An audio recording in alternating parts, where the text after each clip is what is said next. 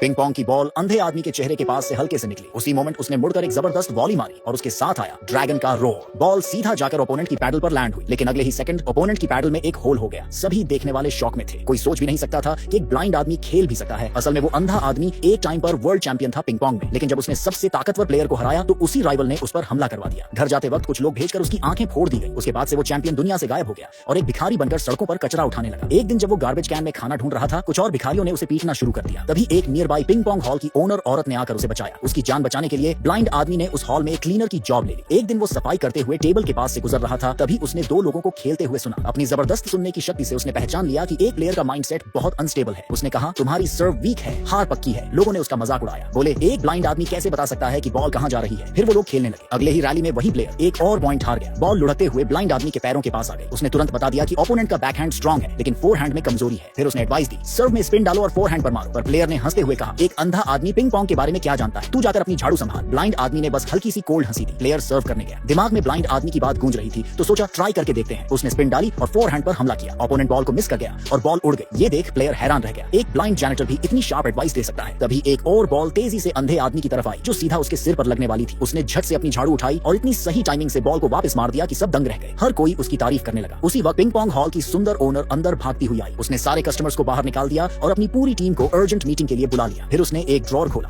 और उसमें से बैंक कार्ड्स का एक बड़ा सा बंडल निकालकर सबके सामने रख दिया। उसने अनाउंस किया कि आज से पिंग पोंग हॉल बंद किया जा रहा है, क्योंकि एक पुराना ट्रेडर एक प्रोविंशियल चैंपियन को लेकर वापस आया है उन्हें चैलेंज करने। अगर वो हार गए तो पूरा हॉल देना पड़ेगा। उसे पता था कि उसकी टीम प्रोविंशियल लेवल के चैंपियन से नहीं जीत सकती, इसलिए उसने अपना सारा जमा पैसा सबको देने का फैसला किया। और उसकी टीम कई सालों से उसके साथ थी और उन्होंने कसम खाई कि हॉल के आखिरी दिन तक साथ देंगे। लेकिन ओनर ने कहा कि वो उनकी जिंदगी खराब नहीं करना चाहती, इसलिए सबको जाने के लिए कहा। फिर उसने एक स्पेशल बैंक कार्ड ब्लाइंड आदमी को दिया और कहा कि उसकी जिंदगी सबसे मुश्किल होने वाली है, इसलिए उसे ये पैसा लेना ही होगा। ब्लाइंड आदमी को वो दिन याद आया जब इस औरत ने उसकी जान बचाई थी। वो चाहकर भी हॉल की तबाही चुपचाप नहीं देख सकता था, लेकिन फिर भी उसने कार्ड ले लिया। ये देखकर सबने उसे गालियां देना शुरू कर दिया। मैनेजर तो उसे मारने तक आ गया, पर ओनर ने बीच में आकर रोका और कहा कि ये पैसा उसका हक है। उसी वक्त ट्रेडर अपने पूरे टीम के साथ हॉल में घुसा। उनका मेन प्लेयर था दुनिया का तीसरे नंबर का पिंग पोंग खिलाड़ी। ट्रेडर ने कहा कि अगर उसकी टीम में से कोई भी एक आदमी उसके प्लेयर को हरा दे तो वो हार मान लेगा। ओनर का सीनियर डिसाइपल सबसे पहले सामने आया, लेकिन वो प्रोविंशियल चैंपियन के सामने टिक ही नहीं पाया। एक भी शॉट वापस नहीं कर पाया और सीधा 11-0 से हार गया। बहुत शर्मनाक हार। ओपोनेंट की खतरनाक ताकत देखकर अब मैनेजर ने एंट्री ली। जैसे ही मैच शुरू हुआ, दोनों तरफ से तगड़ी रैलीज चली, लेकिन बस 10 शॉट्स में ही ब्लाइंड आदमी को कुछ गड़बड़ लगा। ओपोनेंट जानबूझकर मैनेजर की एनर्जी खत्म कर रहा था। फिर आया एक भारी स्मैश।